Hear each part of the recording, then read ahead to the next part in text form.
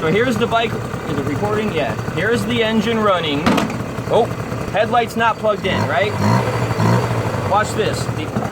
The only thing I'm going to do is plug in this. It's plugged in. Now see how it drops? Even when I rev it up, it doesn't do anything, right? That was a weird little thing. Now I unplugged it, and look it. It has to be my headlights. And this is with two 18-watt bulbs installed. Here, why don't we try this? I unplugged the left side. That's just one headlight plugged in.